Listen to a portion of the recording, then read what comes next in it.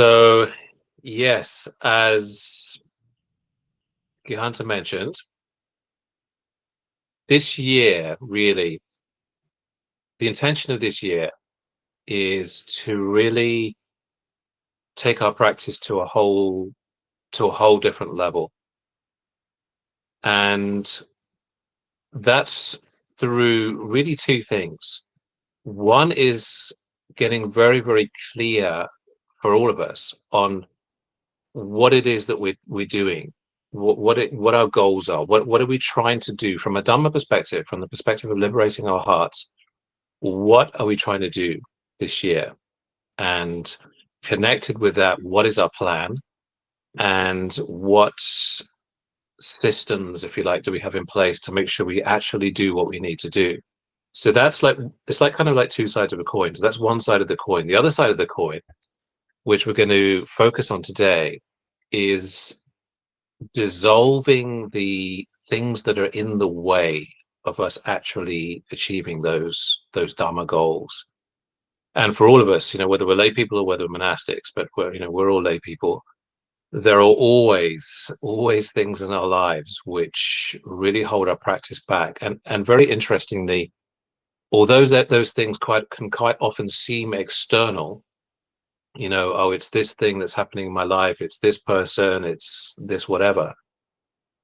Ultimately, it always comes back to our own hearts and minds, and how in our own mind we're relating to that thing.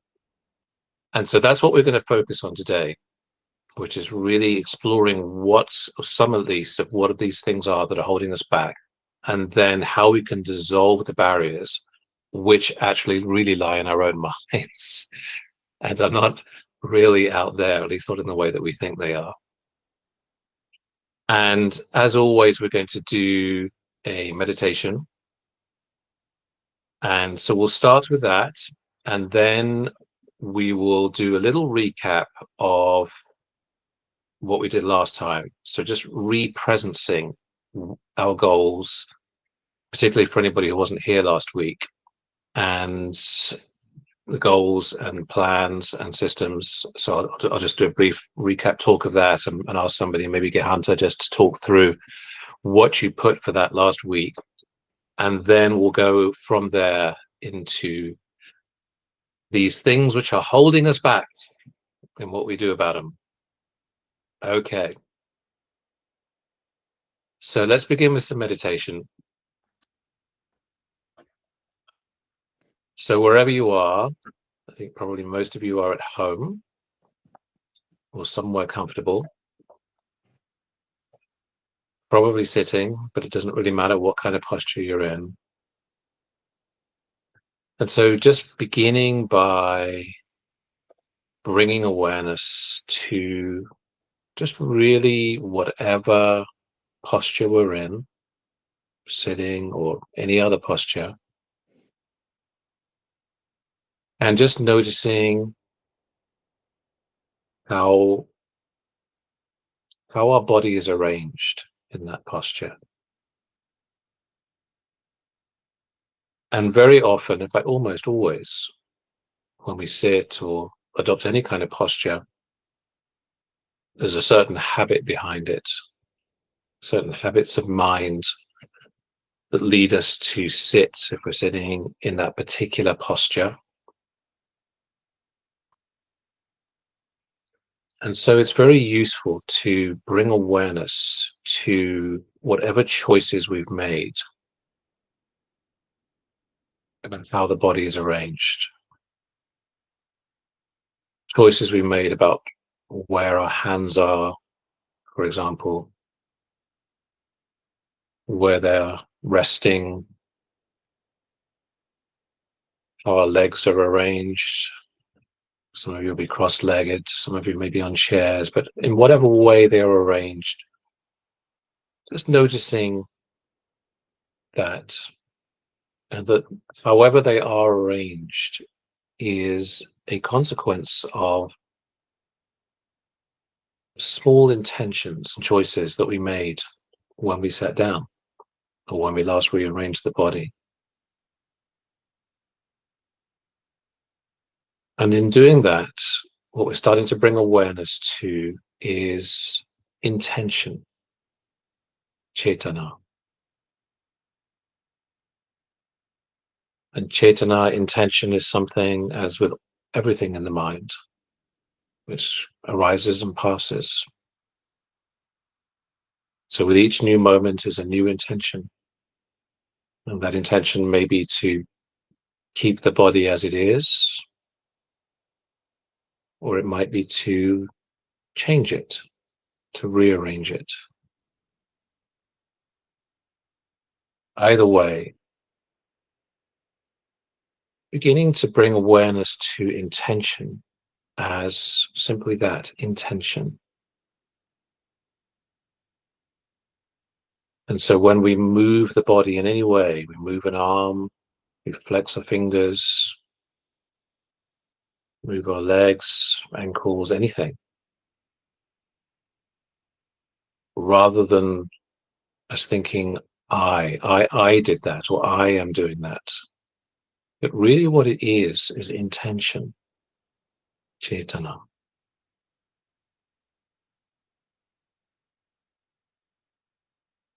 And even this very simple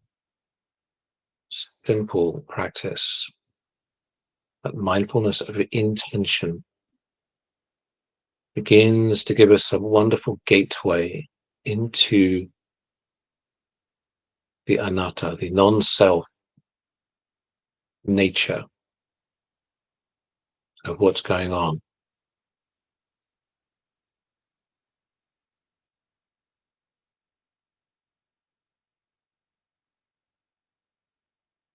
And that right now, this experience of right now, of sitting or whatever posture we're in,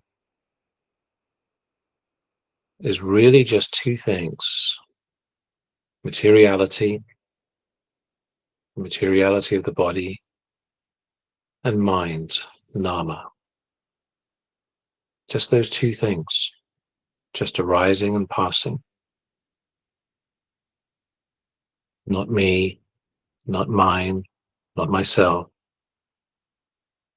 Just the rupa, the materiality, which is the body, and any external things it's in contact with, such as a chair, and nama, mind, which includes intention,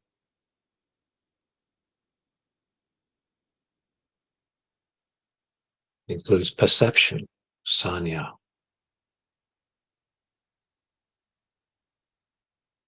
That by which we know the world that we live in. That quality of mind that gives names to things, including the parts of the body. Arm, for example, leg, head. These are simply names, they're simply labels. And that mental factor of perception then identifies these things.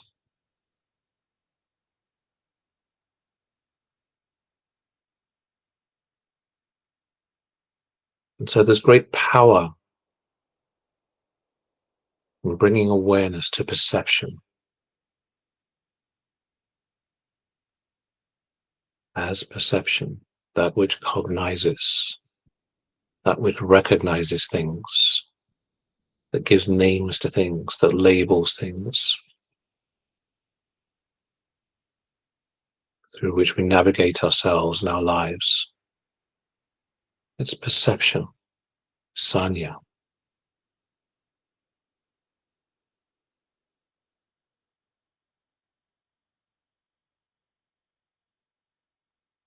When we have memories,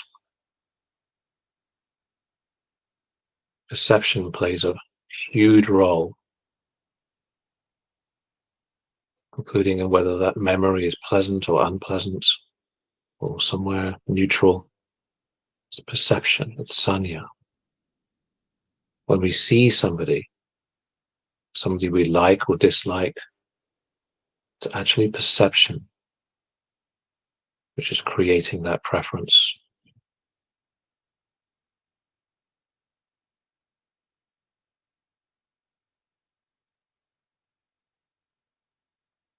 When we choose clothes to wear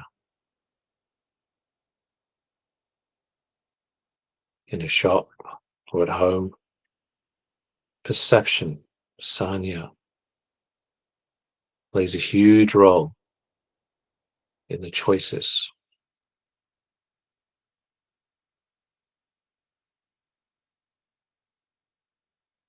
Perception, just like intention, just like every other mental factor, is not me, it's not mine, it's not myself. It's just an impersonal mental factor. It's just perception. Just arises and passes away.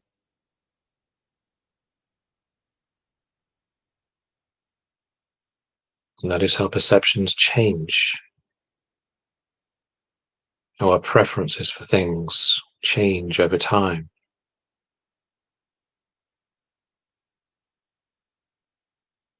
It's not because I or me or my has changed. It's because perception has arisen and passed away, and then a new perception has arisen.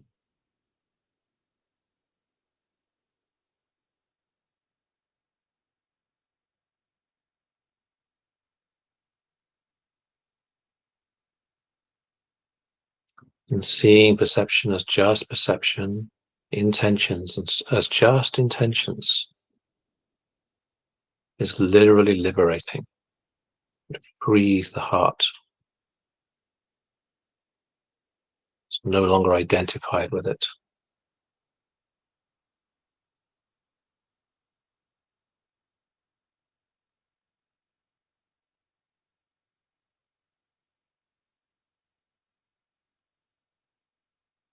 It starts to see that our choices, including the foods that we eat, are being governed by perception.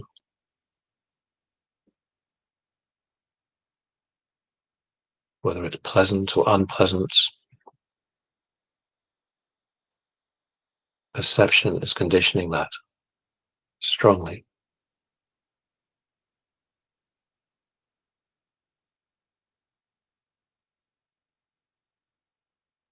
And so seeing perception as just perception frees the heart by no longer being identified with it. We see that we have real choices.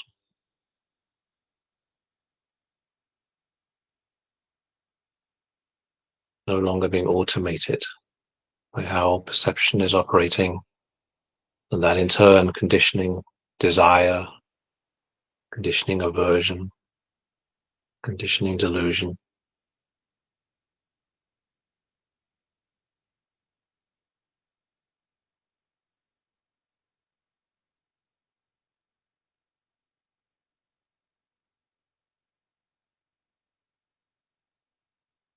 And the Buddha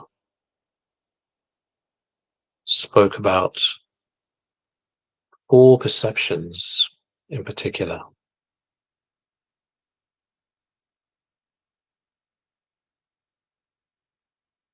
And that when we go through life unmindful, without clear discernment, we see things through what he called inverted perceptions, upside down perceptions, vipallasa.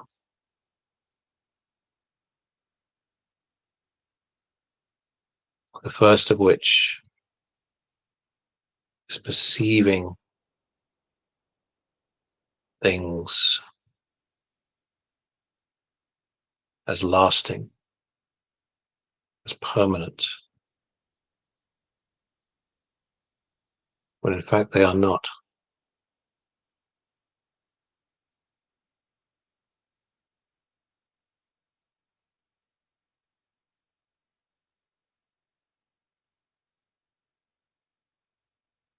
perceiving permanence in what is intrinsically impermanent. It's inverted perception, upside down.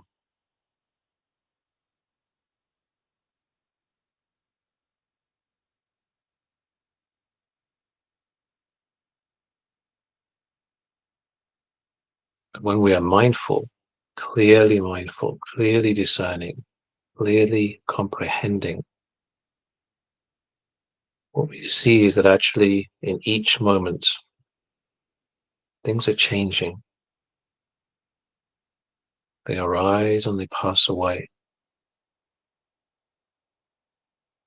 Both what is material, physical, and what is mental.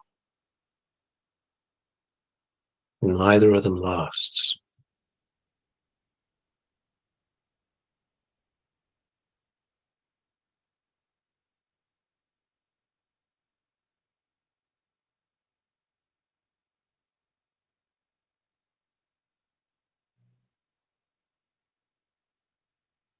And so everything, our bodies, everything in our lives, is subject to continual change.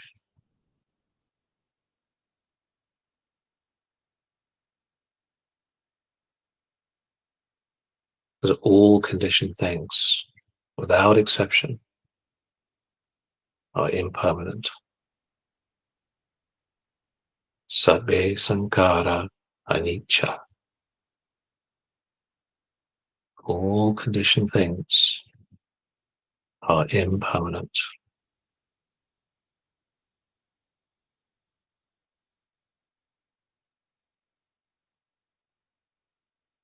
And the Buddha taught us that when this is seen, really seen with wisdom,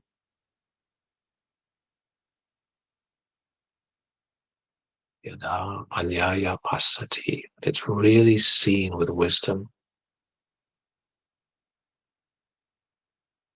we become disenchanted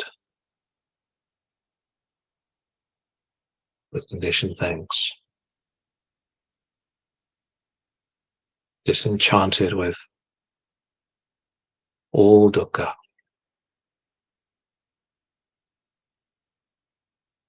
Atta nibbindati dukkhe, disenchanted.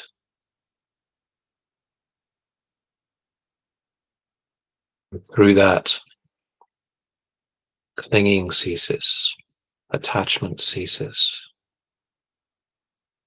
This is the path to purity. Esamaggo visuddhya.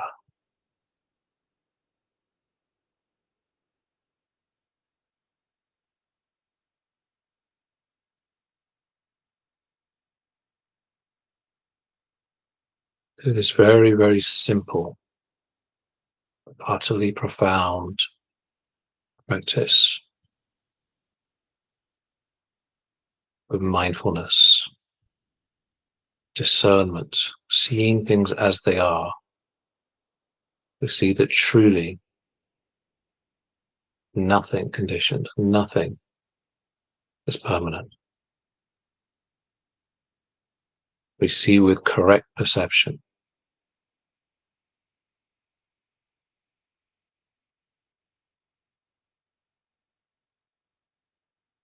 We see things the right way up. We see it as it is.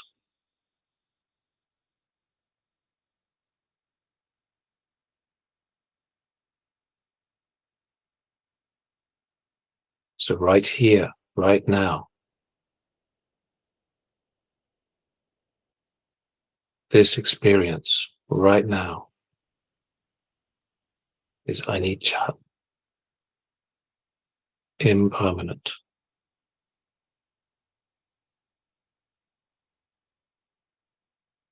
And the next moment, and the next moment, and the next moment.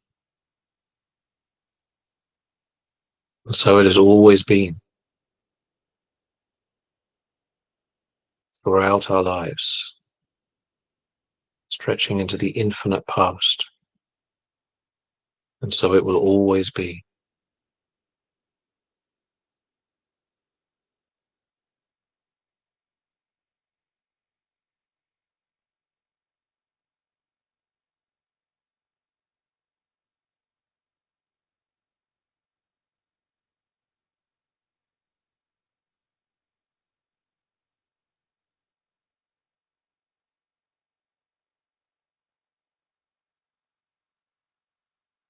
And the Buddha taught us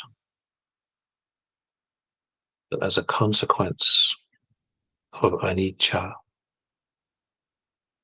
of all conditioned things being impermanent, that nothing conditioned whatsoever is ultimately satisfactory, is ultimately happiness, is ultimately peace. It is all ultimately dukkha.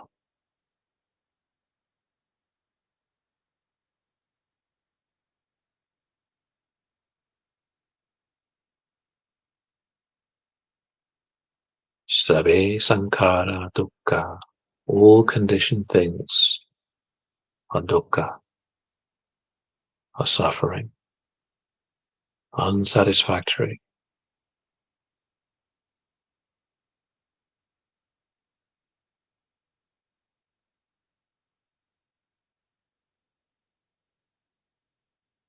This moment right now is dukkha. And the next, and the next, and the next. So it has always been. So it will always be. All conditioned things are dukkha.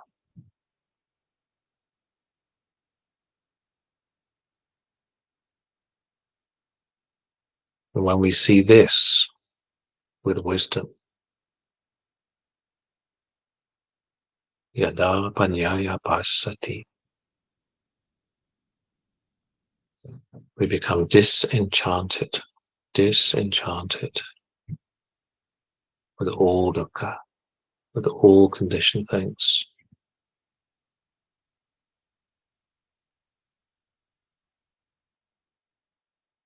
Attanipindate dukke. We become disenchanted with all dukkha, all conditioned things.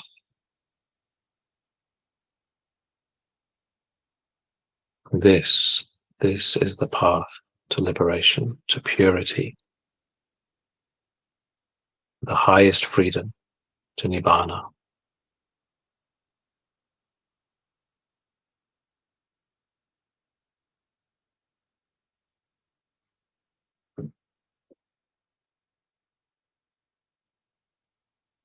This is correct perception.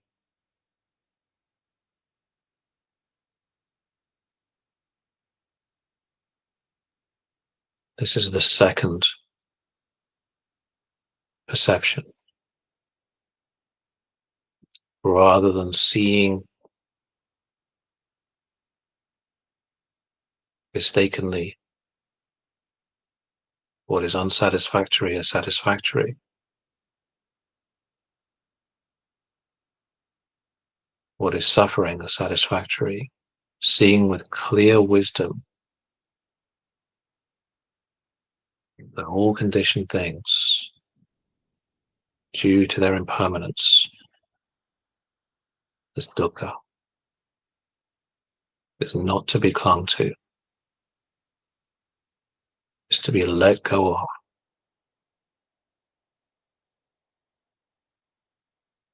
This is the path to security, to safety,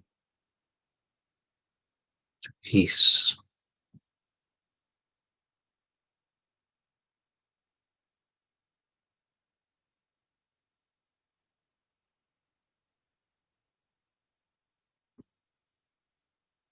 And in seeing this too, this second perception, seeing this accurately as it is, with correct perception.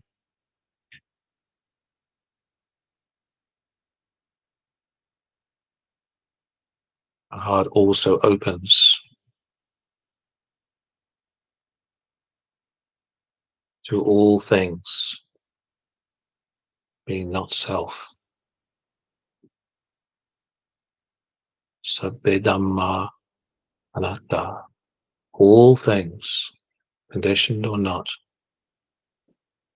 are empty of self.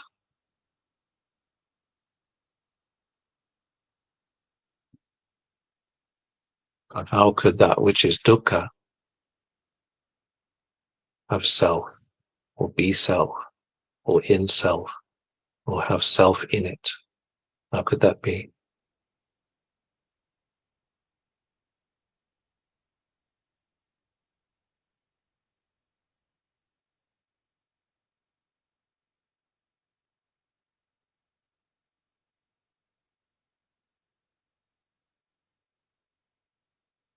And in this seeing of anatta,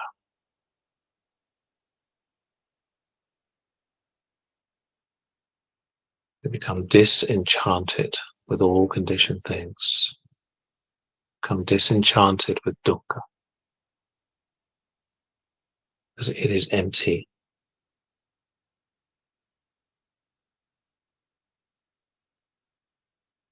This is the path to purity, the path to peace, the path to safety.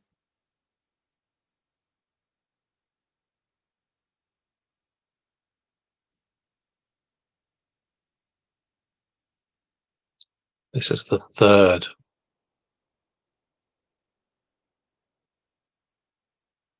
the four perceptions that one with wisdom sees, that all things are not self.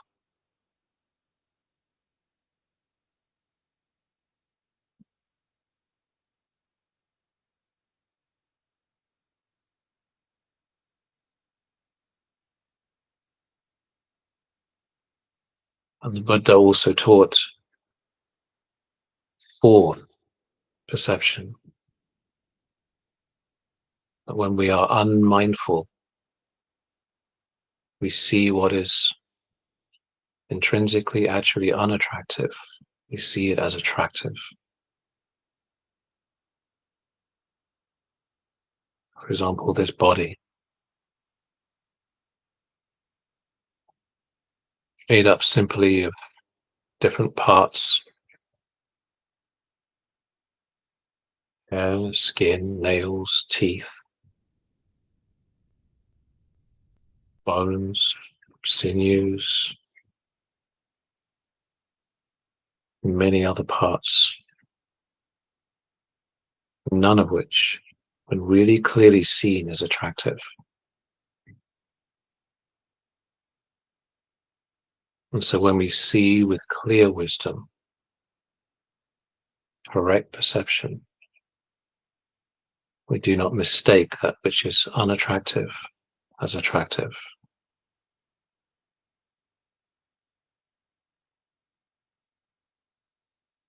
Instead, we see its real nature, its asubha nature. And through that, craving falls away. We feel the extraordinary peace, the abandoning craving, thirst, that continual chasing.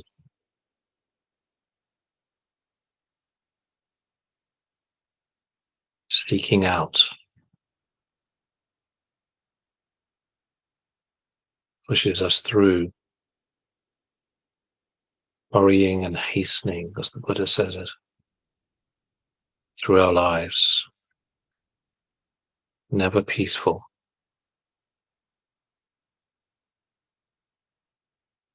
Always wanting more and more and more, always unsatisfied.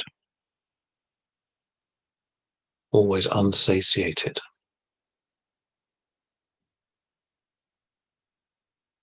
Since craving can never be fully gratified.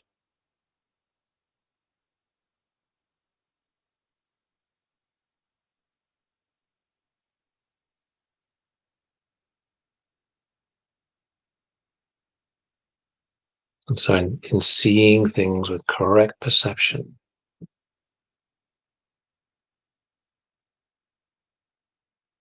our hearts and minds stop clinging.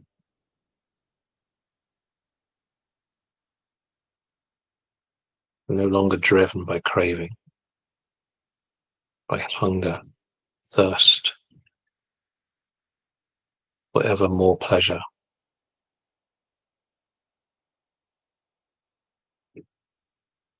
Instead, seeing the drawbacks,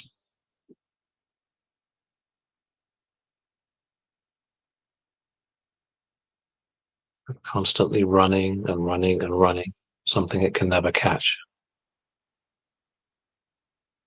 never will catch.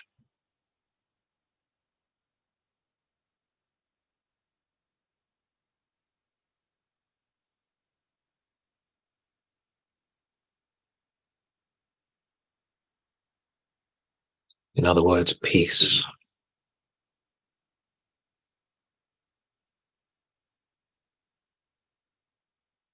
Peace is just here. It's right here. It's not something in the future to be grabbed at.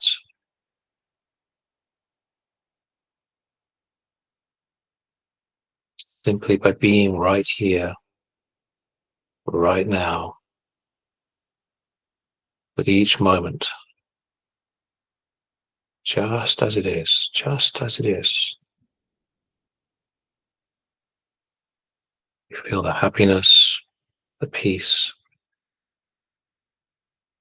that arises with insight.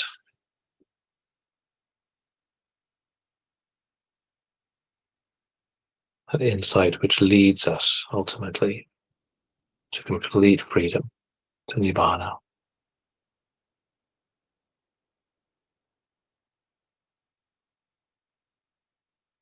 And our practice is so simple. It's just to be right here, right now, with the moment, just as it is. It's all we've got to do.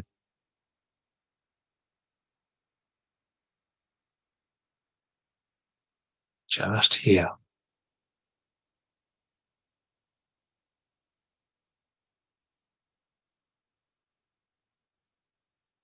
Just seeing things as they are, just as they are.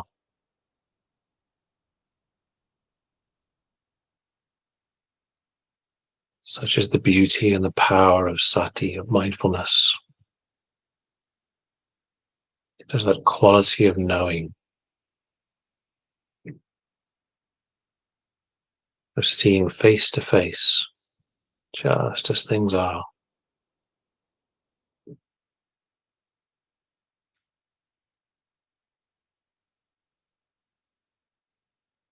With sati, there is discernment, Dhamma-vichaya.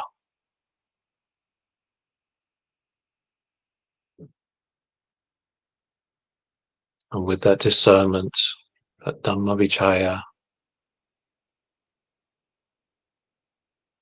is that wish to just be present with each moment, the virya, the third of the awakening factors. Just being here, keeping the heart and mind present just now. Virya. Not allowing it to drift off into thoughts of the past or plans of the future. Just being right here, right now.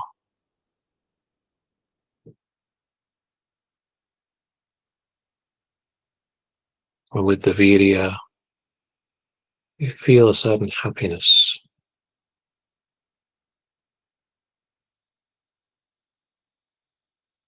Piti. spiritual happiness.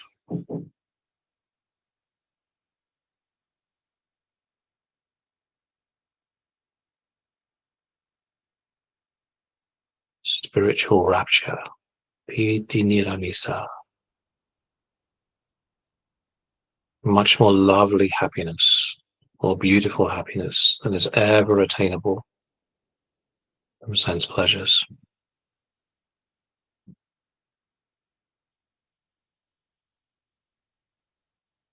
The fourth awakening factor, piti.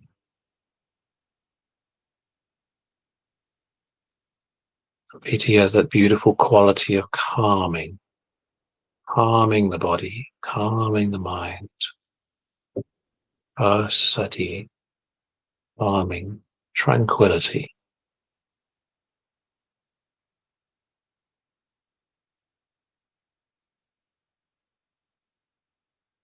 Just the next awakening factor, sati.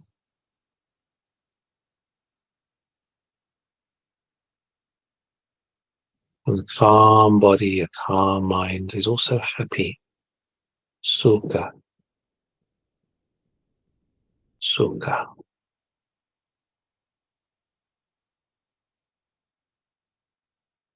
And with this tranquility and this sukha, we have samadhi, the sixth awakening factor. Unity. Unification of the heart.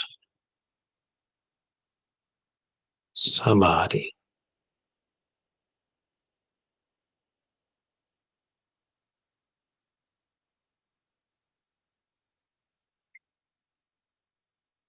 And with this unified heart and mind, it looks on. It looks on at each moment, this unfolding moment to moment, this whole experience of now with equanimity, with upekkha, the seventh awakening factor.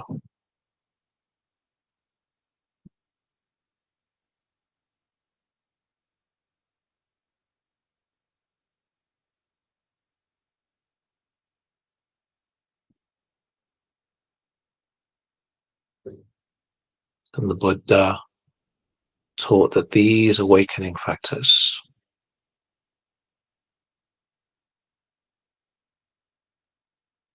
these are the factors, these are the gates, the gateways to freedom, to complete freedom.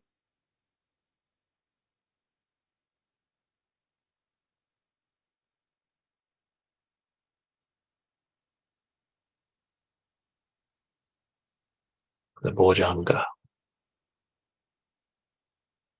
they awaken the heart and mind.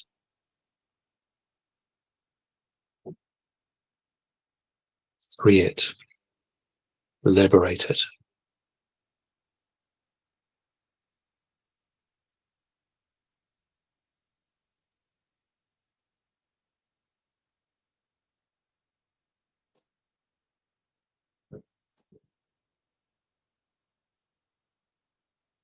All of it arising, all of them arising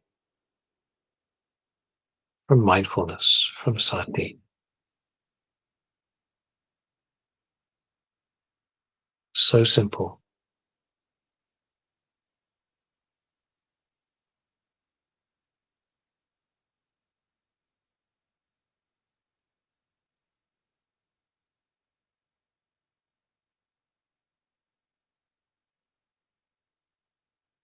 And so it's not us, it's not a me or a my or a self that liberates the heart. It's these awakening factors.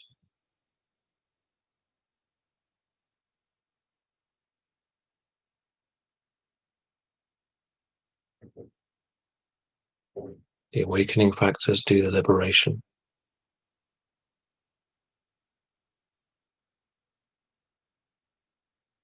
They act in service of freedom.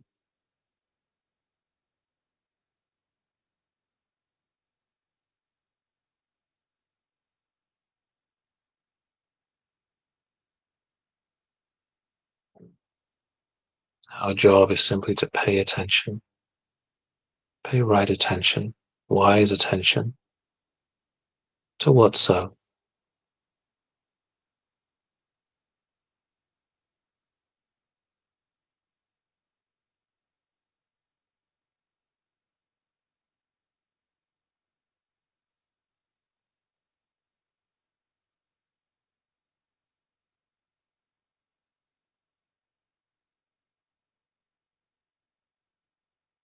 Wonderful.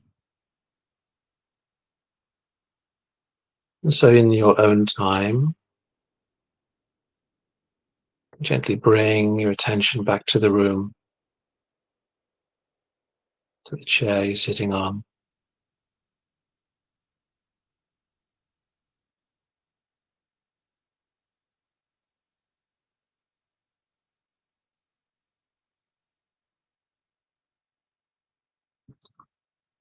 Thank you.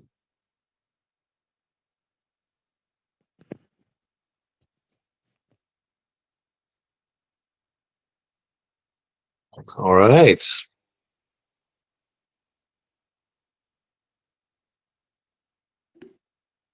Gyanta, I see we have one or two more people. That's wonderful. Is anybody else? Are we all here? Nobody else still in the waiting room? Hopefully not. You're on mute, Yeah. Gyanta. We had Alexander join us as well. Yeah, we are a total of 10 people. We're all here. Yes. Fantastic. Great. Thank you, Samantha. Saw your comments. Perfect. So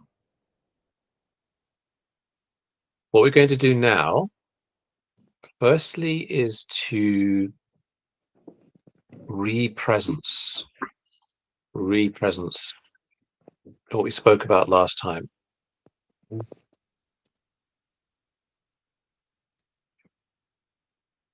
So Gihanta, Yes. if you have your Dharma diary to hand, Yes. you may remember that the first thing in our little framework, if you like, that we spoke about was our Dharma goals. Yes. Our Dharma goals. So we talked about both, if we really look at our lives, and in particular, the thing which is really determining our lives, really determining our quality of life, it's determining our direction, it's determining our actions, it's determining our thoughts, determining everything, is our own hearts and minds. And asking ourselves, for this year, 2026, what do I want to accomplish with my own heart and mind? So that was the question we were asking ourselves. And also looking at why that particular qualities, or why those particular qualities. Do you have your notes, or can you recall, Ganta, what you put down for that? So we went through the GPS, but yes, to start with the goal.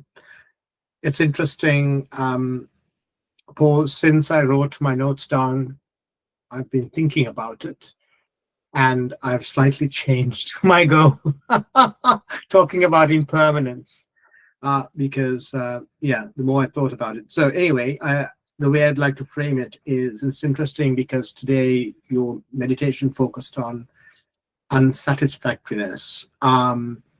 But where I got to in the end was that my goal for this year is simply the word fulfillment. That's my main goal.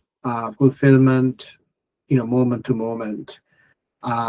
Because I'm tired of being in a state of want, wanting this or want of that, or that I will be happy only if such and such things, conditions were met, whether it was in my career or in a relationship or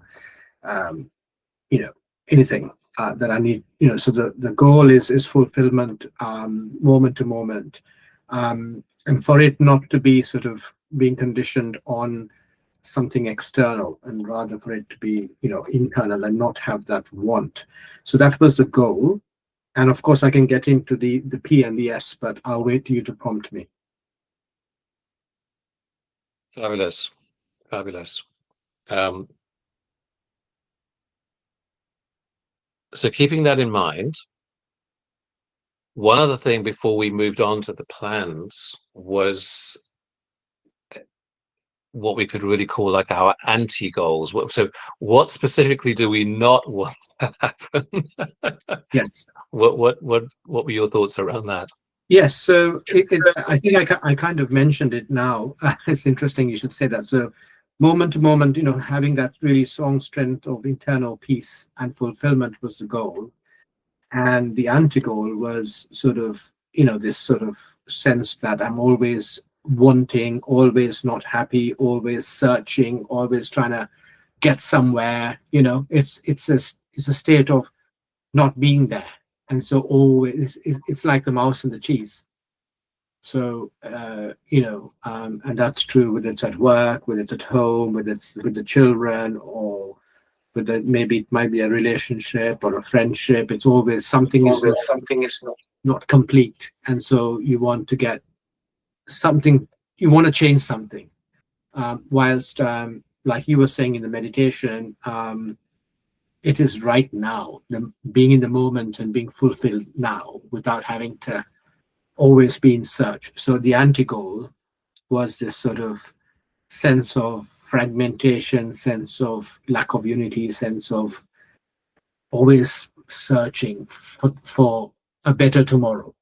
That's what I want to get away from, because I'm quite conscious that my life, I'm at a certain age now, and I've been searching and trying to get somewhere all these years, and realizing that I don't have a huge amount of life left. And when is that going to end? When is this search going to end? The peace needs to be now. I can't wait another 10 years to perfect the Dhamma, or to perfect my teaching, or perfect the learning, or another sutta and another friend and another teacher. No, I need to get to the peace now, or kind of progressing towards that. There's no time left.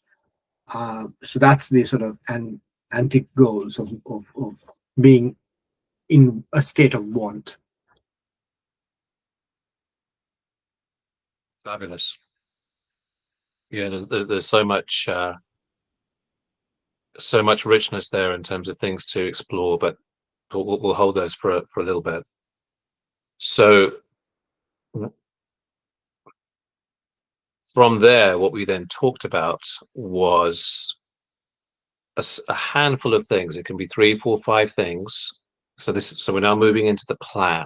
So we talked about this notion that whatever the goal is, and so you just expressed a very beautiful and actually really the central goal in that. I mean, what you just expressed was really pretty much the Four Noble Truths is what you were talking about ultimately. And so a beautiful goal. What did you come up with in terms of a plan? So things which you think, if I do these things, that will move the needle, that will get me there. So for the plan, I felt that it's around the way to sort of the lack of want and to be fulfilled and peaceful is to really understand the true nature of life. It's because I don't understand life, and because I'm deluded, that I have this want all the time. And so the plan was to understand really the characteristics of life, because if I understood the characteristics of life, you talk about unsatisfactoriness and impermanence, and critically, that I get. I understand impermanence, I understand change, I understand unsatisfactoriness. I've lived long enough to understand that. But I think it's the self, because we're so attached to this concept of self. That's probably why, I don't know, maybe. So I think if I can sort of, have real insight, not just conceptual insight, but real insight into the characteristics of life, then I'm not going to be in a search of, not going to be in a state of wanting all the time. So that was my plan, to really understand life, and the characteristics of life, and that goes back to the Tilakkhana, I think, in the Dhamma. And then the system, of course, will come to how I will get to that.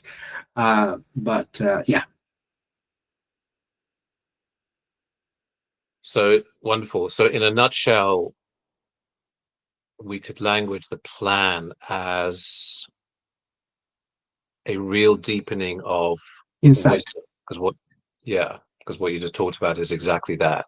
And and as you know, when wisdom arises, freedom comes. So that craving that you were talking about, that continual chasing, it dissipates. We have dispassion, viraga, and it comes from the wisdom, exactly as you just said.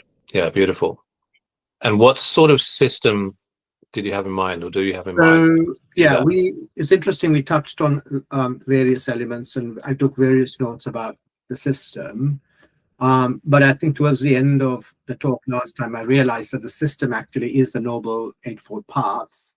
But if you take the 8 parts of the Noble Eightfold Path, but within that, there are areas which I think I can progress more. So if it comes to sort of, say, right speech, right livelihood, those are areas I've made good progress on. But there are other areas, like, say, the right view, that needs a lot of work on, because I don't have the right view, which is why I'm always searching.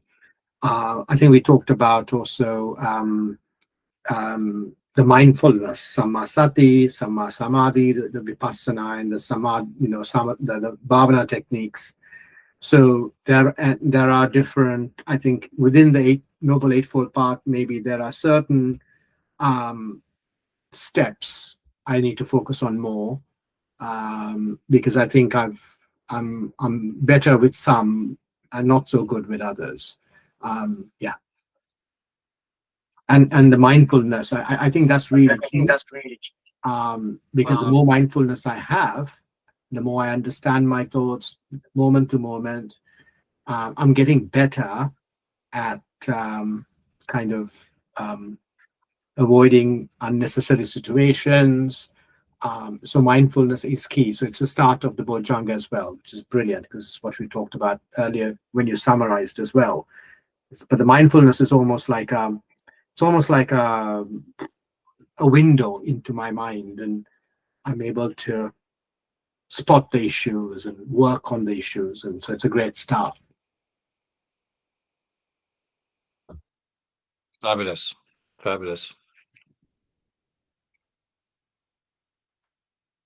One quick thing, there's lots for us to talk about here, but just one thing, because it's just so relevant for all of us. In fact, everything you said is relevant for all of us, but there's one particular thing. So one of the things you said is that you feel I think the language you used was understand impermanence. You said you've lived long enough that you've seen impermanence. So what's very interesting about the path of wisdom, the path of insight, is that these truths, so in this case, anicca, of impermanence, we see gradually at deeper and deeper levels.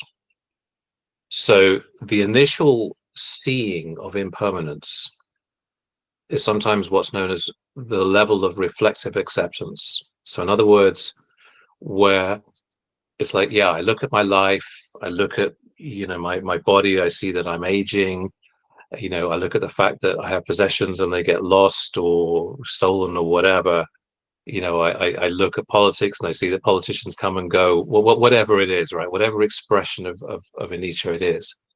And so it's like, yeah, I see that things are impermanent.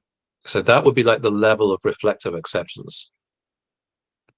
And what happens is, as wisdom deepens through the practice, as it starts to see that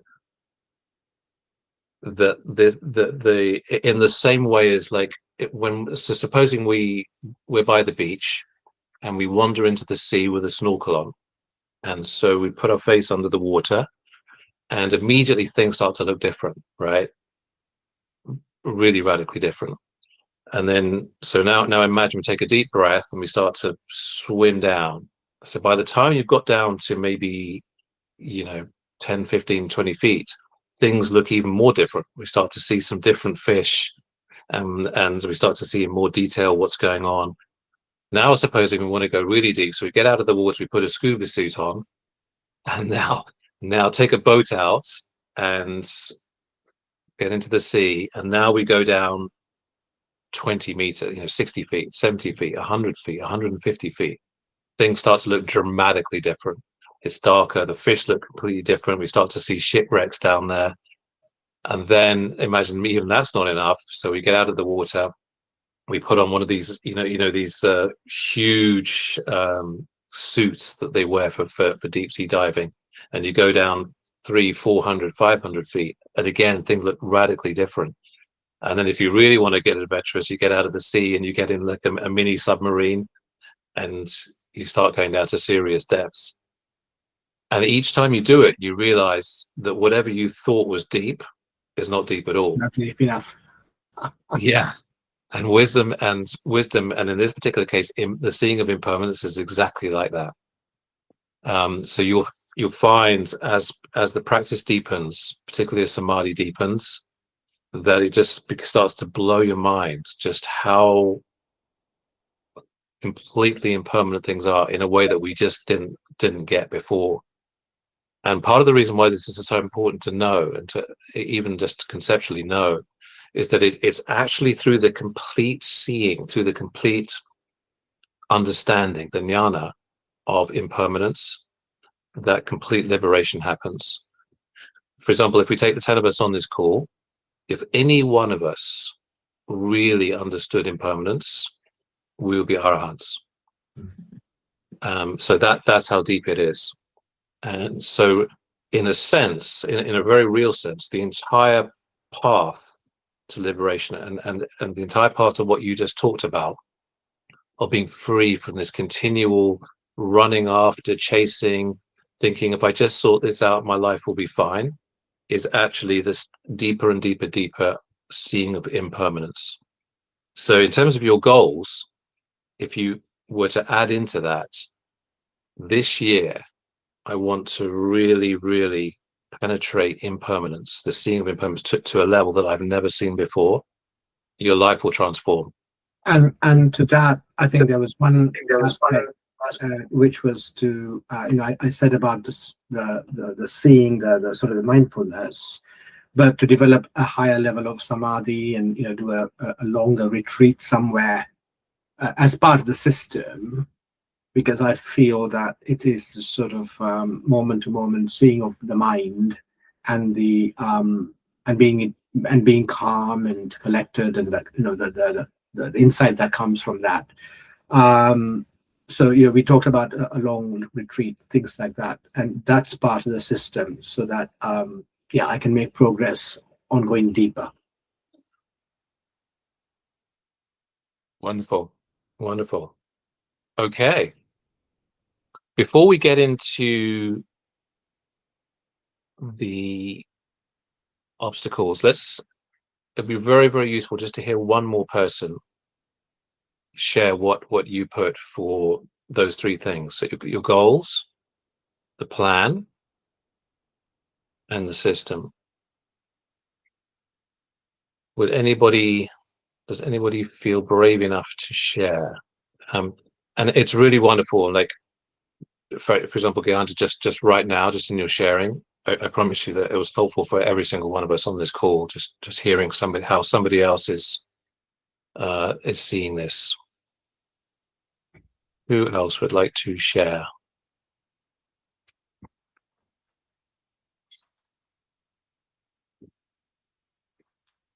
Remember, there are no right answers.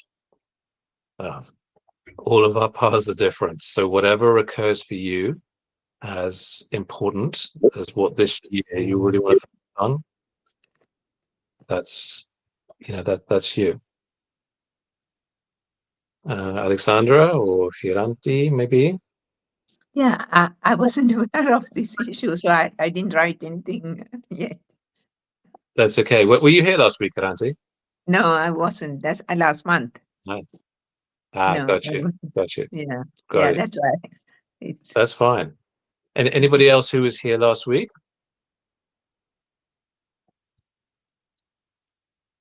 I think, Alessandro, are you speaking? You're on mute, by the way. You're still on mute. All right. Now you're not. Hello, nice to see you all, first of all.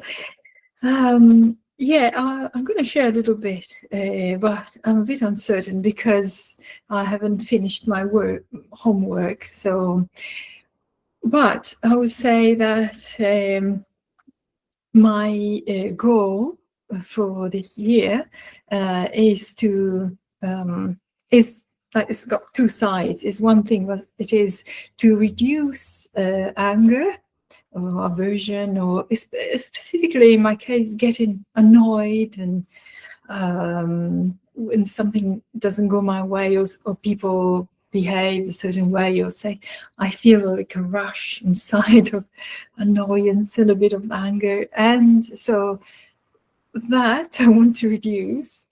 And the other side of the same goal is to increase joy. Find ways to make myself happier in obviously skillful ways, like within the path.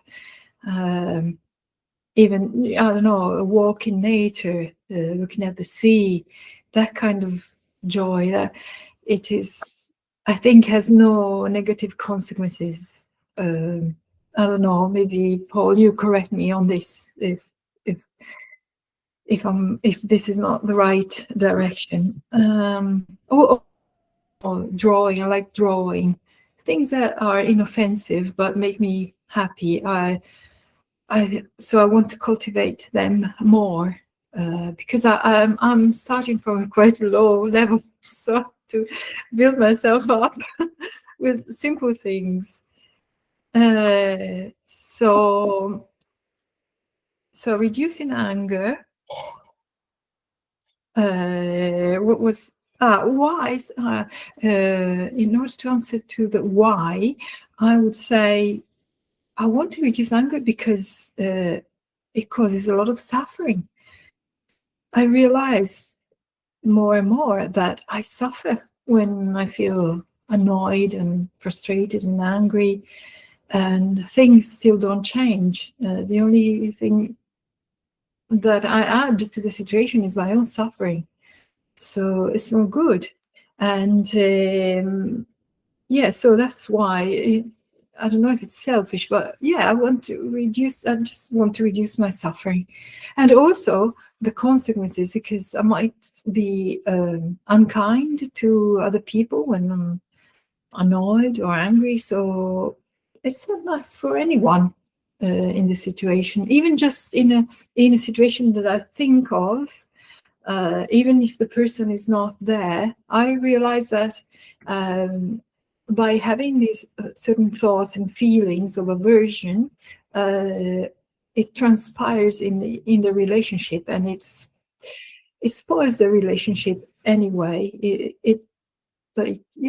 So I think that's why I want to do it. I don't want to create suffering for myself or for others. And on the system, my system is working on this with Kalyana Mittas in this group. which is wonderful, who have accepted to work together on this GPS that you so kindly offered us.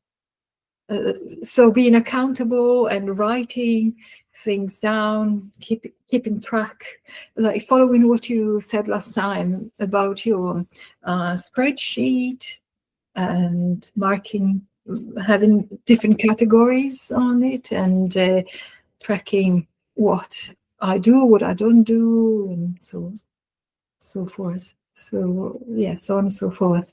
Sorry, maybe the way I explain things is a bit confusing. I apologize. Not at all. No, that was fantastic. Thank you. Yeah, and like with Ganta, there's so much wisdom in everything you just said. And yeah, like with aversion, you explained it so beautifully, which is that it hurts us, and it hurts those around us, which is exactly what the Buddha taught. And what's really wonderful is that it was so clear from how you shared that you see it. You in your own heart and mind, it's clear, and that's very important, because so many people go through their lives not seeing that, not seeing the cost of aversion, and so leading their lives, with a lot of resentment and anger and all kinds of things, and hurting both themselves and those around them through not seeing it. So the very insight into that which you've expressed is critical, because when we see that, then we can really work with it and work on it, exactly as you said. So really fantastic. Yeah, thank you both. Right. So the next step is really taking whatever we put down for our goals, and asking ourselves this question: what are those things in my life? And this might be one thing, it might be two, it might be three, four, five, or even more, which I see as things which I am putting up with,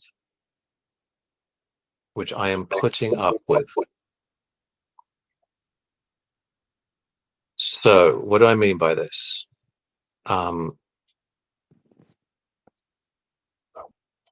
This is really interesting. What tends to happen in our lives is that certain situations arise, and they're things which we know are causing us pain, they're causing us suffering in some kind of way, but we feel we are either powerless to do something about them, or we just prefer, it's just easier just to kind of ignore it. So I'll give you some examples. So some of them may be sort of things outside of us. So for example, let's say we live in a messy house, and we don't like the fact that it's messy, but it just remains messy. That would be like an example. That's Another example would a very good say again, example. Quite a common one. Another one would be our lives are disorganized, administratively disorganized. We are not good at getting bills paid on time, getting our tax returns done on time, replying to messages on time. Just generally, we don't know where our paperwork is. We're just disorganized, and it's uncomfortable, but we just put up with it. We just tolerate it. It's just like an ongoing thing in our life, disorganization. Another thing would be unfinished tasks, which we just continually, we know that they're there and just procrastinate about and find some way to keep pushing them out and not doing them, deferring them. Another thing might be unresolved conversations, communications. So this is very common in relationships, where there's something that's happened in the relationship. It can be with our partner, with our children, our parents, our in-laws, our neighbors, whomever it is. But there's an unresolved thing in the relationship, and we just put up with it and put up with the consequences of that lack of resolution. Another thing might be relating to our devices and our computers, where we just sort of compulsively scroll through our social media, scroll through our inbox, scroll through the news, watch this and that video randomly on YouTube. But it's where there's a certain compulsion with the screen, and we know that it feels uncomfortable, we know that we're wasting time, we know that it's not good for us, but it just carries on and on and on. You know, it happens one day, and then the next day we find ourselves doing it again, and then 5 days later we're still doing it. It just goes on and on and on. It might be something like another thing would be a certain behavior of somebody else's, somebody we live with, or a family member, which creates suffering for us. Like with our children, they do something, or a spouse, they do something, it creates background irritation, annoyance, and maybe sometimes we voice the irritation, we voice the annoyance, we communicate about it, but it still carries on, and we still carry on being annoyed about it. It's amazing how these things can carry on. There may also be certain things relating to your body, for example. Certain things, like there may be some kind of niggling pains in the body, which again, they just come up as discomfort. It impacts our quality of life, but we just kind of either just completely ignore it or just sort of push it away without really taking the time to look at it. What is this, without actually dealing with it. And so again, it becomes this thing that we're basically putting up with. And there are many other things. So we're examining this question: what are we putting up with? What are we putting up with? What are we making excuses about, would be another way to look at it. Something that just continually, we find some excuse for. That when we really look at it, it's like, okay, this is actively impacting my life, negatively impacting my life, and I'm not changing it.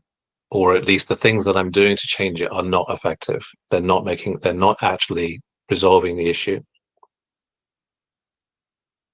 And it's really extraordinary how these things are actually at the heart of stopping us from achieving these goals that we set ourselves. So, for example, Gihanta, what you shared with us, or Alessandra, the same.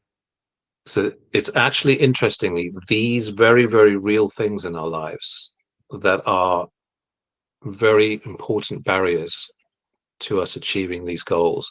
And that if we were able to actually dissolve these things, our lives would actually profoundly change.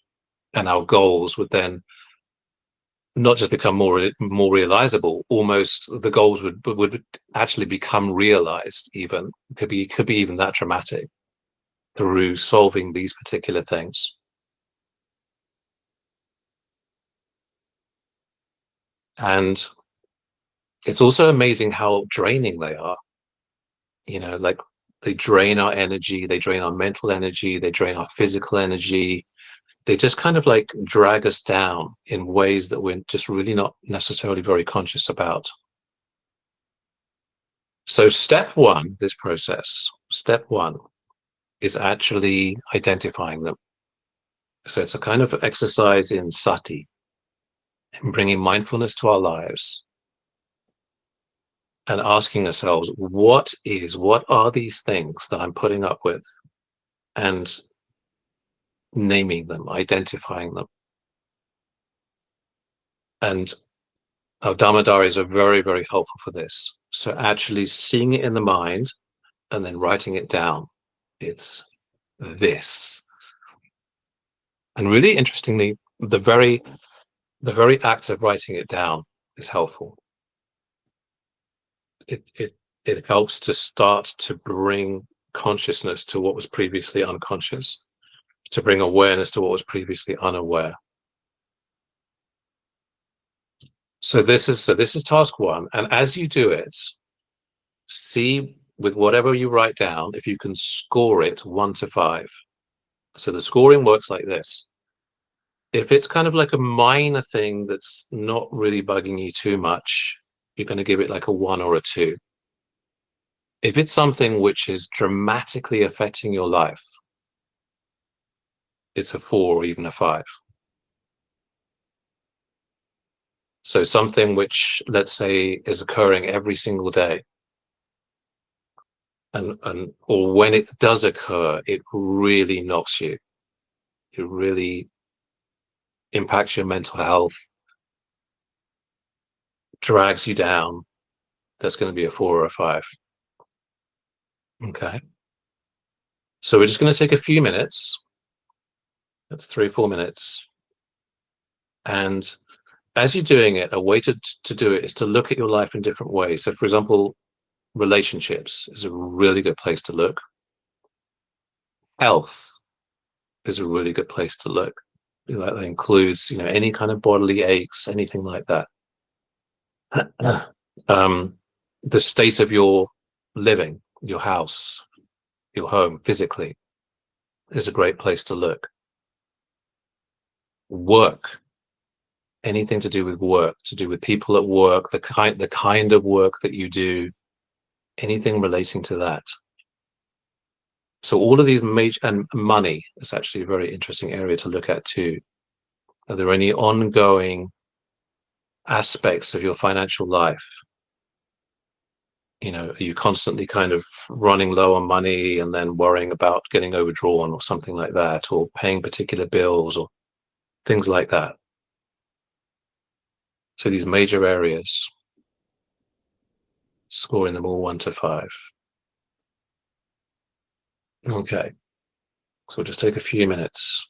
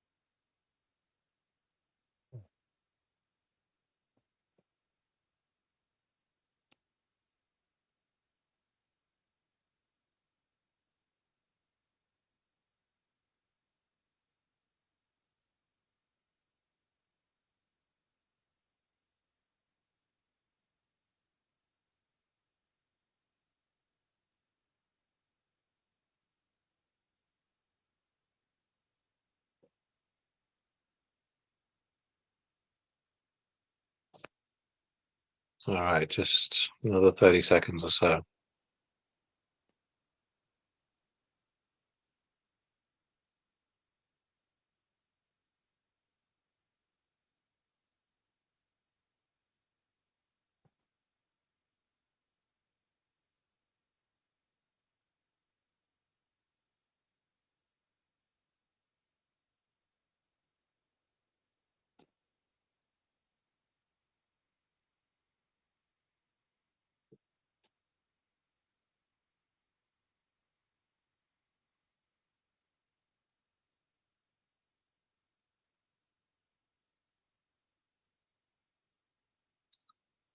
All right, wonderful.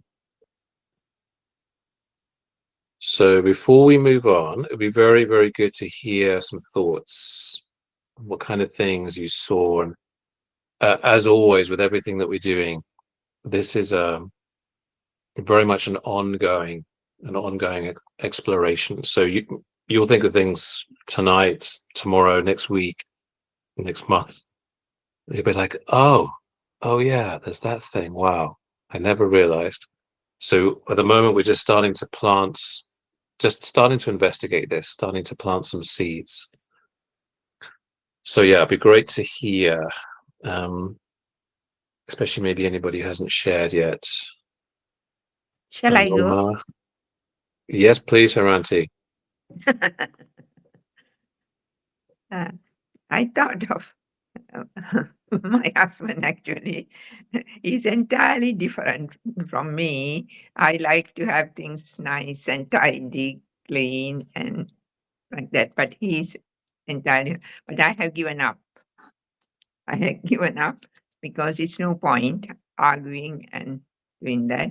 So just leave them. When I can, I do it calmly, quietly, and think rather than me getting agitated and making more calmer, bad karma. So I say, just leave it. And so, you know, I think, his presence is there for me. So that is more valuable than looking at faults all the time. And I have learned that way. I don't know. It is I'm much calmer. All I can't do for others, I can only do for myself. Fantastic. Yeah, that's such a big one, Haranti. Yeah, absolutely. Yeah. Anything else? Yeah, so I mean, those are the things because you can't change people. And the other thing is it creates bad effect on him as well as me, because he's not going to listen. And I will be just agitated. I used to get very agitated because I was very clean, tidy, and all that. So there are important things to do at my age, I thought, rather than worrying about these silly things. So that gives me enormous pleasure to, have a peaceful life. I don't know whether Absolutely. I don't know whether it's wisdom or I don't know, whatever it is. It's great that you've been able to get to such equanimity with it. Fantastic. Yeah. Anybody else? Anything you can share? Particularly something that's like ongoingly not good for you, that like you're unhappy about. Anoma? I was Or thinking when you were saying, I mean, I'm sure I have all those things you were mentioned, some in larger quantities, some minimum quantities. But I think my biggest problem is I hate administrative work, because after my work now I want to have freedom. So, but I still get things to do, unresolved things still I have to, like as you said, we all have, and I just wanted to get rid of those things, but I don't know how can I, because I wanted to be free of those things.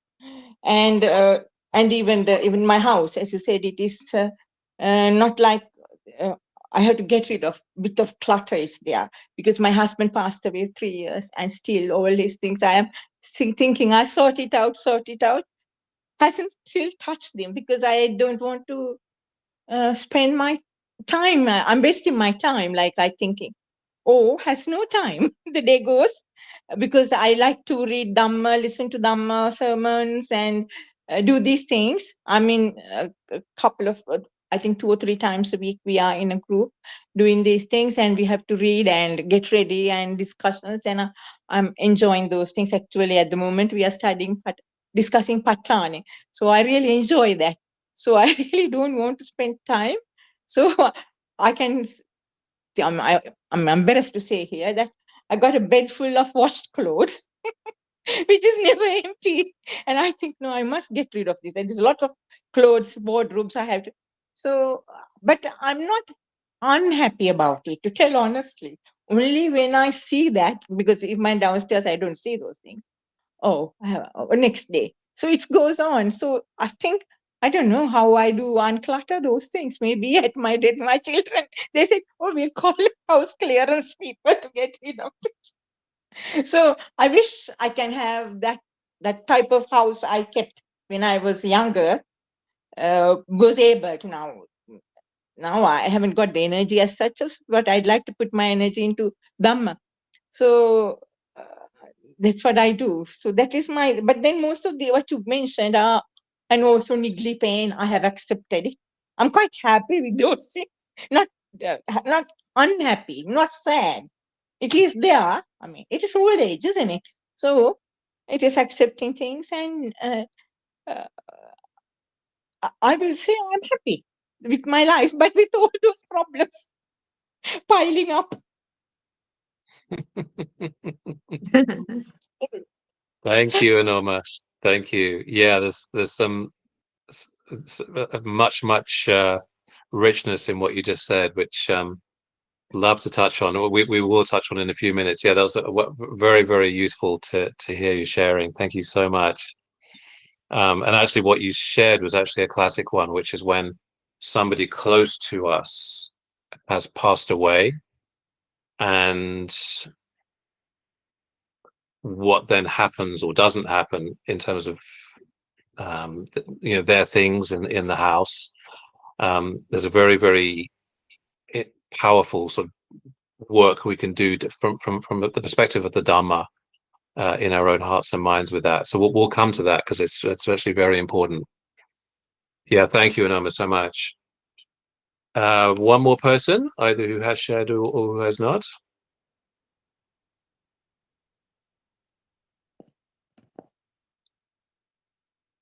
Can be anybody. Samantha, Mihiri, Kanti, Charlotte, Alessandra, if you want to share a bit more. Anybody like?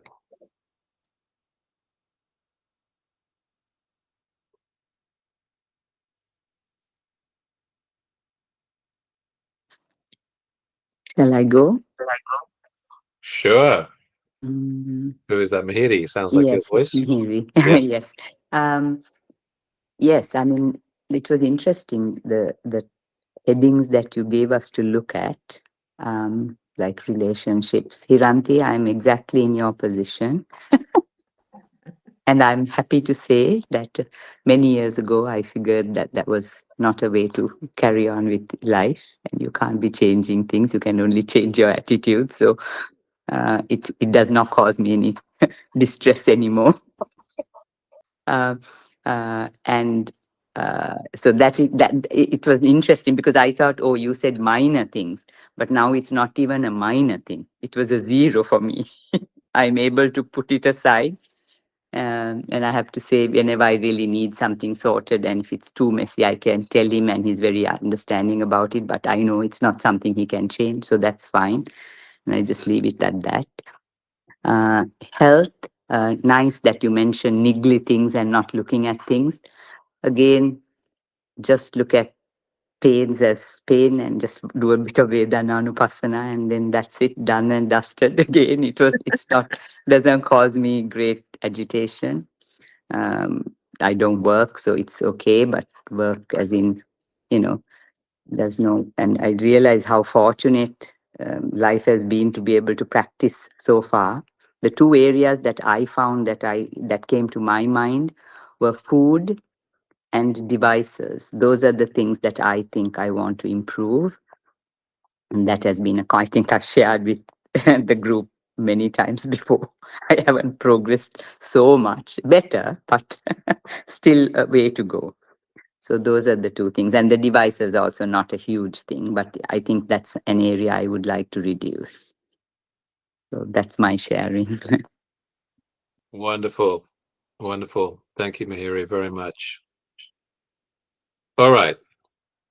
Now, this question might surprise you. It might seem a bit strange, but it's actually very important, which is, even with those things which we don't like in our lives, all the things that all of you shared. So in other words, there's something in our life, it persists and we don't like it. We might think, well, obviously I don't want it and I want to get rid of it. But actually, if we look at it very carefully, there is always some payoff. There is always some gratification, if you like, that the mind actually gets out of it. And it seems strange, right? Because it's unpleasant. So, like, how could I possibly have some kind of gratification from it? Okay, so let me give you some examples. One very common type of gratification, and this is very common in relationships.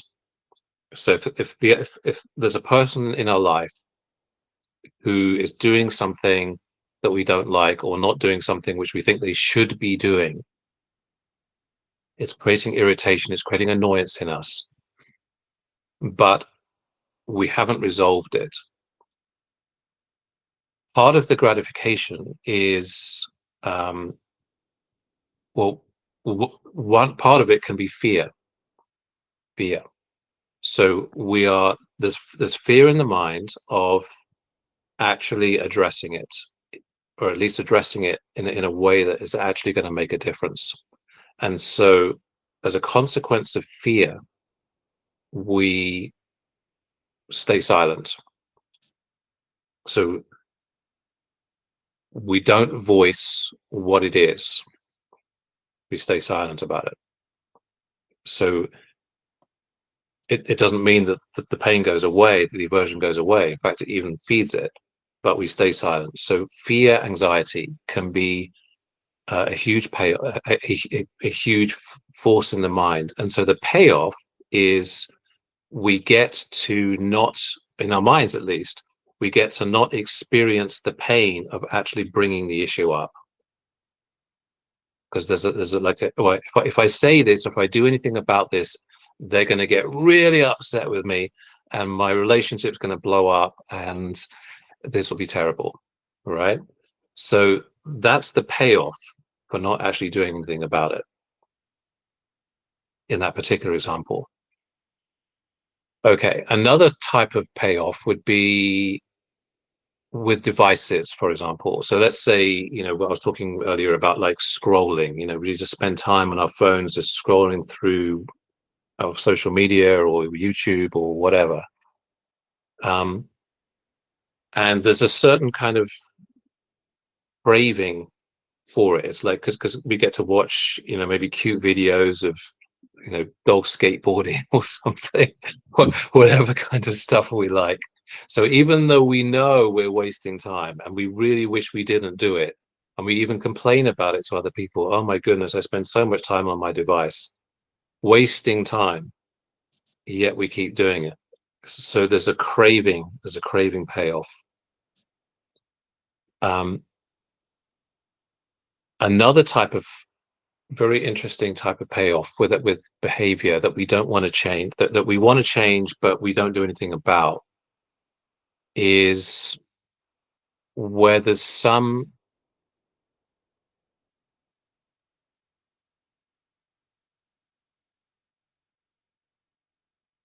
a view in our minds that there's nothing really we can do about it. There's a sort of like a powerlessness view.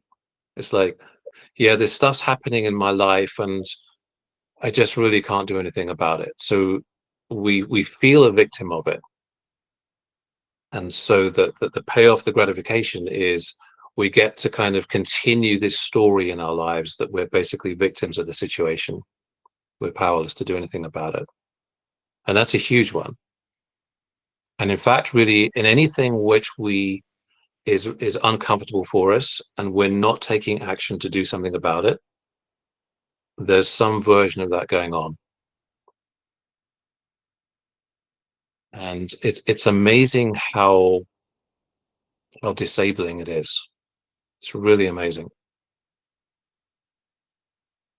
It's like this thing is being done to me. It's kind of like the experience of it. And I don't really have any power to do anything about it. And yeah, so the payoff, the gratification, is we just get to kind of live inside and continue this story that I'm powerless.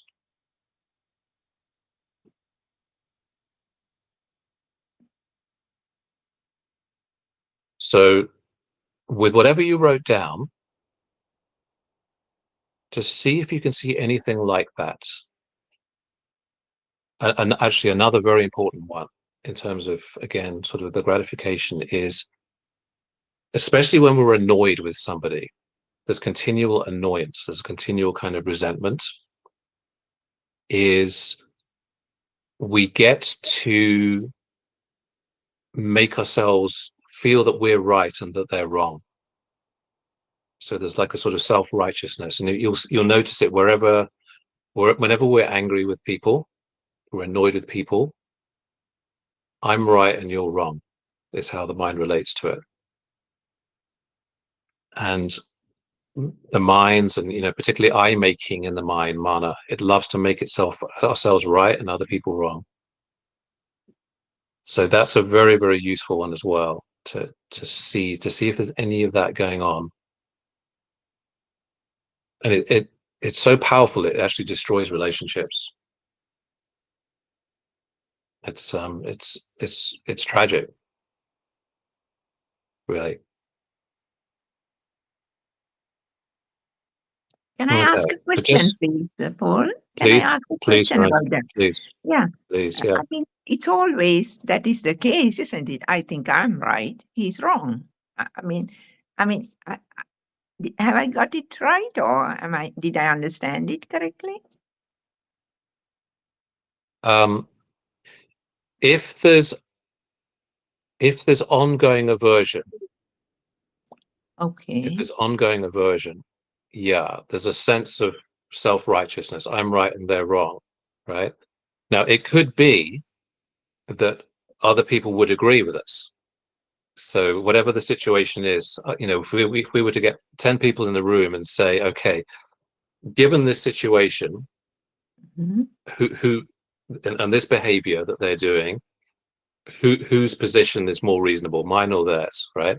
And the Okay. 10 people might all agree with us. Yes, Hiranti, in your case, your position is reasonable and their position is not reasonable.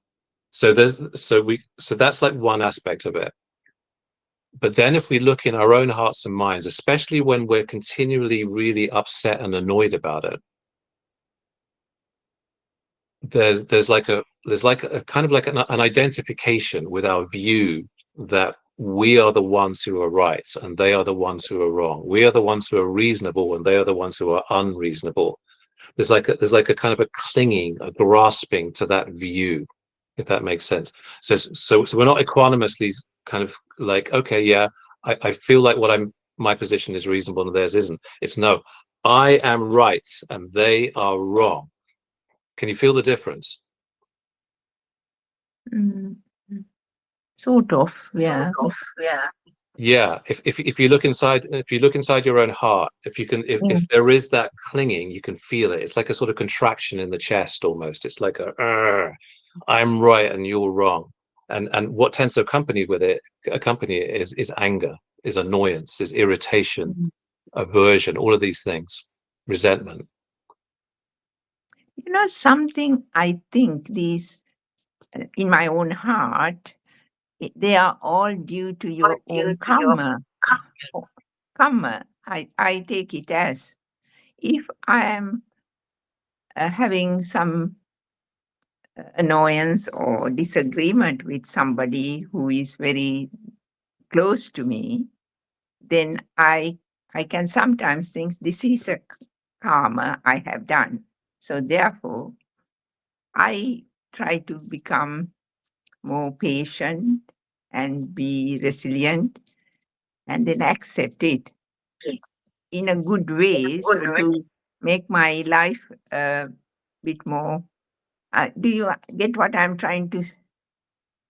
Absolutely. Yeah, thinking this is due to this. Mhm, Therefore, have patience, let this karma, the whatever the bad thing, eh, go away in this life, and let me be kind, be resilient, and all those things I try to develop. Absolutely. Yeah, I mean the general attitude that you're sharing is certainly a wise one. Certainly, yeah. It may or may not be literally karma, because causality is very complex and karma is just one of many types of causes. But whether it's karma or it's not karma, that general attitude that you just shared is very wise, which is what's happening is what's happening. It's unpleasant. I Yes, can choose. I can choose to be calm. I can choose to be mindful about it, which is what you're saying, and that's great. That's wonderful. yeah. That's the way I take it. Is that I think that is better than being agitated and taking revenge and doing the opposite way. Most certainly. Yeah. Most certainly. Most certainly. Yeah. Thank you. All right. Thank So you. the next the next thing with this. So we've identified these one or more things which are sources of ongoing upset that we're putting up with. We've started to look at what's the gratification, what the payoff might be. So then let's ask ourselves, what is this costing me? What is this costing me? What is it costing me?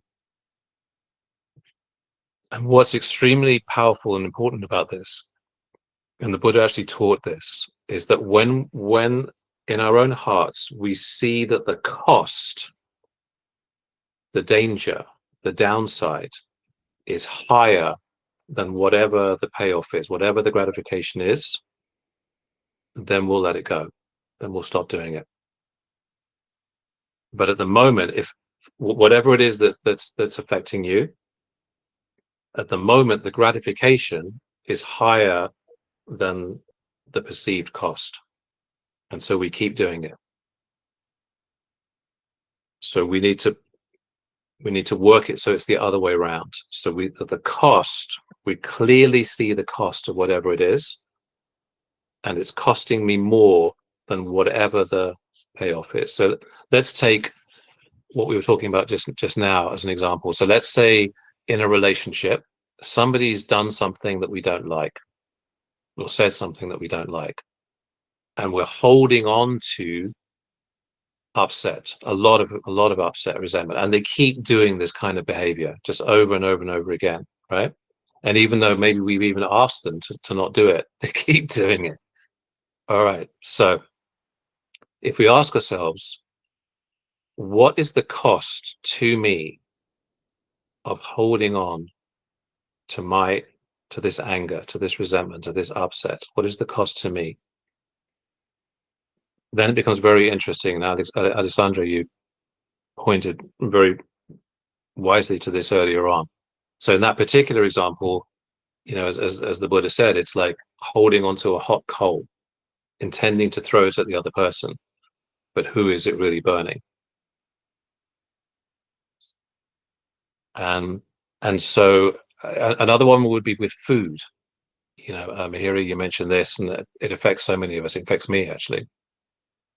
So when we're really undisciplined with food, we eat things we know we shouldn't eat, and we know that are not good for us, or we've resolved to only eat until at midday, and then to keep, to fast for the rest of the day, and then we find ourselves going in the fridge at 8 o'clock in the evening and taking something out, some cheese or something, or even worse, going into the freezer and taking out the ice cream. What is that costing us? What is that costing us with our health, for example?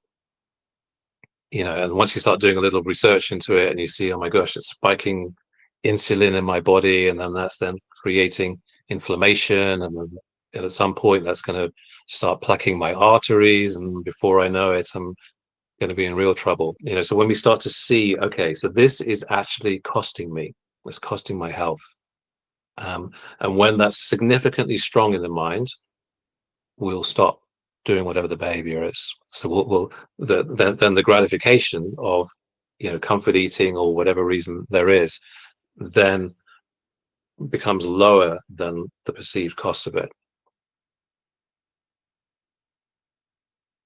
So then it's really interesting as you start to do this. What we're basically doing is we're bringing mindfulness to a lot of areas in our lives where there are these ongoing patterns of behavior, patterns of speech, patterns of action, including patterns of mind. So if you think about the three types of action, you've got action of mind, action by speech, and action by body. So we're bringing mindfulness to this, and we're seeing that where there are repeated unwholesome actions of mind, of speech, of body, what is the payoff? What is the gratification? What is the cost? What is the cost? And then finally, what is the alternative? How do we solve this? And the biggest lever for solving it is in our own hearts, is by changing the way that we're looking at it. So it's changing the view, the way that we're viewing it. If there's a particular quality of mind, like craving or aversion or delusion or any kind of thing, bringing mindfulness to that, because the more we see it, the less of a hold, the less of a grip it has on the mind. So, for example, let's take one which Anoma you mentioned, which is very, very important. So let's say there's been some big change in our life. Then maybe somebody's passed away, and the way that the house was when they were here. We haven't changed. We haven't done anything about it. So that, let's say their clothes are still here, taking up space in the wardrobe. Some of their possessions are still kind of around, and they're kind of in the way of our life. But we haven't done anything about it. So we can actually work some practice around it by just looking in the heart and just asking, why? What is it in my mind? What is it in my mind that's preventing me from taking action with this? It could be, for example, there's still a lot of clinging to the person, and we feel, oh, by clearing their things away, either I won't be honoring the memory of them. That might be one thing. Or I'll be unhappy because I won't be in contact with them anymore in the way that I am now. So now when I open the cupboard, I can see their things. So there's still, like, a part of them is still with me. So there's something like that. And so in this process, all we're doing is just allowing the heart to see what's there. So you're not trying to push it away or anything. It's just like, oh, that's really interesting. That's what's there. That's this thing in my heart which is present, and which is holding me into this behavior and preventing me from doing what I know I really need to do. And when it's clearly seen, when the heart really clearly sees it, it will let it go. And when it lets it go, then changing the actual thing becomes very easy, because it's the force in the heart which is preventing us doing what we need to do. It's always that. Ultimately, it's always something in our own hearts and minds which is in the way of what we really need to do. So when we can open the heart to what's so, like really open it, very, very just gentle mindfulness, just seeing it with metta, with like really loving, compassionate, oh, this is what's so, this is what's in my mind. Whatever it is, whether it's fear, it's craving, it's delusion, it's just like, oh, that's what it is. And then you'll find automatically it will start to dissolve. You know, the anger will start to dissolve, the resentment will start to dissolve, the craving will start to dissolve, the delusion will start to dissolve, the mana, the kind of the making ourselves right will start to dissolve. Whatever it is will start to dissolve through bringing this clear mindfulness, this clear comprehension in a very gentle way. Does that make sense?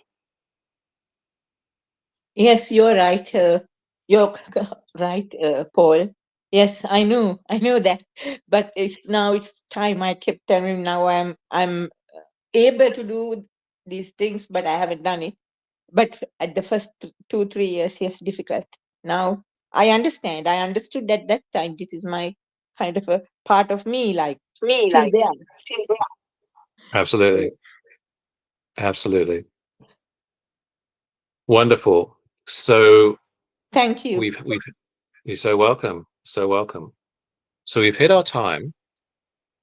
So between now and when we see each other next month, so especially, this is also, like all of this, really good to do with your Dharma diary, just to journal what's going on, is to continually look. So as you go through each day, just first of all, observing any ongoing irritation, upset, something that you're putting up with, writing it down, and then just mindfully, gently going through the same process we went through today.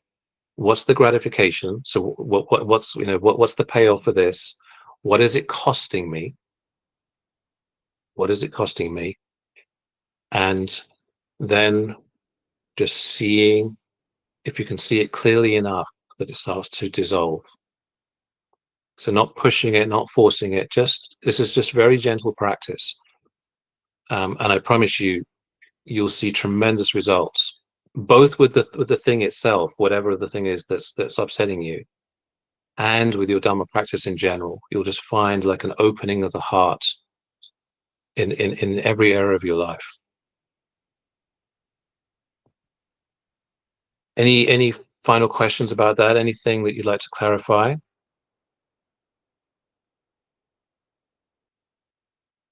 Hi, Paul. This is Kanti. Hey, Kanti. Yeah, I didn't come to the discussion kind of input. I didn't give any input because my mind is not clear. That's why. Okay. That's okay. I'd like to, could you explain that, the last one? Because I'm trying to get organized for the next session. Yes, you mean the assignment? Yeah. Next time we have to do. Yeah, absolutely. Essentially, in a nutshell, it's to keep doing what we've been doing this session during the month. So in other words, not to kind of like, okay, so we had this session, then you close the Dharma diary and you don't even think about what we've just been doing. And the next time we see each other next month, it's open the Dharma diary again. So it's not that. That's right. Right. No, It's I'm actually working on that. Yeah. exactly. So it's making this part of your daily practice. Yeah. Identifying the issue. Yeah. Looking at what the payoff is, what's keeping you kind of in it, what the cost is, and then just gently allowing it to dissolve. So it's that simple and that deep, that important. All right. Okay. Thank you. Thank you. So welcome. So welcome, Kanti. Thank you. Great. Well, this has been wonderful being with you all, as always. So thank you all for spending this time with us, and wishing you all to be safe and protected, happy and peaceful. Wishing you a liberating 2 or 3, 4 weeks till we next see each other, and may the merit from this time on the Dhamma be cause and condition for all of our liberations and all beings everywhere without exception. Wishing that all beings be completely free from all suffering and find the very highest peace. May it be so. Thank you so much. Thank you. Thank you. Wish you the same. Thank you. Sadhu, sadhu, sadhu. Thank you. Thank you, Paul. Thank you, Sadhu, Gihanta. sadhu, sadhu. Thank you. Thank you, Paul. Gihanta. As always, huge merit to you for providing these very practical tools for us. Thank you, everybody else who's joined today to make this discussion so powerful and enriching. There was one aspect I think that really touched me, which is we all feel a certain powerlessness with certain things in life, and we usually externalize it. And what you provided to us today, Paul, was a tool of saying that within ourselves we can find a way to resolve whatever that is. It could be a person, a situation, by looking at the payoff versus the cost, and that gentle awareness and seeing things, and then that power of whatever that is would diminish. So you have empowered us by providing us this tool, and however much we normally look at things as from outside impacting us, there's a way to resolve from within, which is very powerful. So thank you so much for sharing that tool. Thank you. Yeah. Thank you too. Thank you. All right, till next time. Bye, everyone. Thank you very much. Thank you. Thank you. Thank you. Thank you, Gihanta. Thanks. Bye. Thank you, Bye. Gihanta. Good night. Thank you, Gihanta and Paul. Bye. Bye. Bye-bye.